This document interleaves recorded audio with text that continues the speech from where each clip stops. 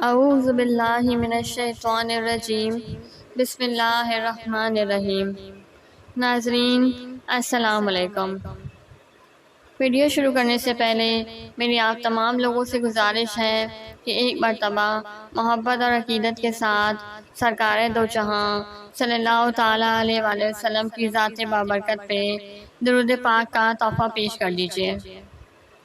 اللہم صلی علی محمد وعلی آل محمد کما صلیت علی ابراہیم وعلی آل ابراہیم انک حمید مجید۔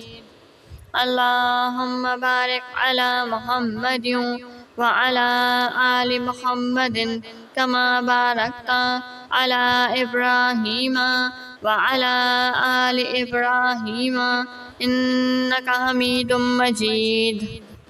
حضرت موسیٰ علیہ السلام کا پتھر، دوسرا معجزہ۔ میدان طیہ میں اسی پتھر پر حضرت موسیٰ علیہ السلام نے اپنا عصا مار دیا تھا، جو اس میں سے 12 چشمے جاری ہو گئے، جس کے پانی کو 40 برس تک بنی اسرائیل میدان طیہ میں استعمال کرتے رہے۔ معجزات کے منکرین جو ہر چیز کو اپنی ناقص عقل کی اینک ہی سے دیکھا کرتے ہیں، اس پتھر سے پانی کے چشموں کا جاری ہونا محال قرار دے کر اس معجزے کا انکار کرتے ہیں اور کہتے ہیں کہ ہماری عقل اس کو قبول نہیں کر سکتی کہ اتنے چھوٹے سے پتھر سے 12 چشمے جاری ہو گئے۔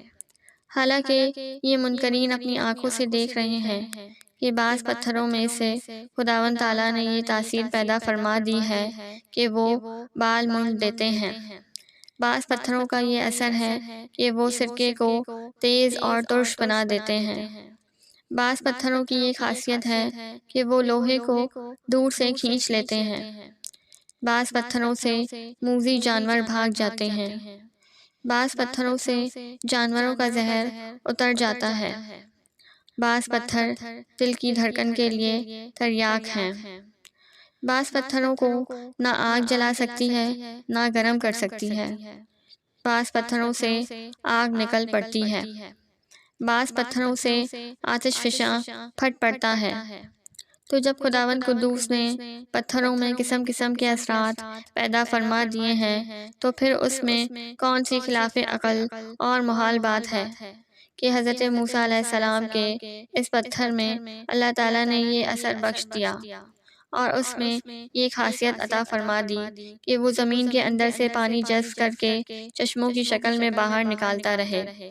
اس پتھر میں یہ تاثیر ہو کہ جو ہوا اس پتھر سے ٹکراتی ہو وہ پانی بن کر مسلسل بہتی رہے۔ یہ خداوند قادر و قدیر کی قدرت سے ہرگز نہ کوئی بعید ہے نہ محال نہ خلاف عقل۔ لہٰذا اس معجزے پر ایمان لانا ضروریات دین میں سے ہے اور اس کا انکار کفر ہے۔ قرآن مجید میں ہے ترجمہ: اور پتھروں میں تو کچھ وہ ہیں جن سے ندیاں بہہ نکلتی ہیں اور کچھ وہ ہیں جو پھٹ جاتے ہیں تو ان سے پانی نکلتا ہے اور کچھ وہ ہیں کہ اللہ کے ڈر سے گر پڑتے ہیں۔ بہرحال پتھروں سے پانی نکلنا یہ روزانہ کا چشم دید مشاہدہ ہے، تو پھر بھلا حضرت موسیٰ علیہ السلام کے پتھر سے پانی کے چشموں کا جاری ہو جانا کیوں کر خلاف عقل اور محال قرار دیا جا سکتا ہے؟ سبحان اللہ۔ وآخر دعوانا الحمد للہ رب العالمین۔